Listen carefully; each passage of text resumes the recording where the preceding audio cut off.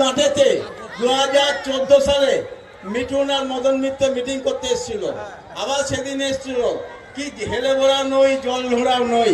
কিন্তু কিছুদিন আগে রাজ্য তৃণমূলের সাধারণ সম্পাদক শান্তনু কুমার একটা জাত গৌড় হাতে করে ধরেছে। আমাদের ছেলেরা হাতে করে ধরতে জাত গৌড়কে। আর একজন বলেছে মানবাধিকারী চোর। আরে বাবা, তুই তো যখন 11 সালে 30শে জানুয়ারি আমাকে গুলি মারে, তুই তো লাল পদ্ম, তখন তো লাল সিপিএম করছিস, তার মানে তুই লাল পদ্ম। শুভেন্দু যেমন লাল পদ্ম, শুভেন্দু হচ্ছে গেরুয়া। বাবাজি, তুমি তখন সিপিএম করতে, তোমার বাবাকে শুধু, তোমার বাবাকে আমি কি করেছিলাম, আমাকে যখন গুলি মারে তখন তুমি সিপিএম করতে বাবাজি। আজকে তুমি বড় বড় কথা বলছো বিজেপির হয়ে, কিন্তু আমি এখনো কিছু বলিনি বা কিছু করিনি। যেদিন বলবো বা করবো সেদিন তুমি বুঝতে পারবে। আসবে বদল নয়, বদলা হবে। আসলে মাননীয় বিধায়ক ওই ভাষাতেই কথা বলতে অভ্যস্ত।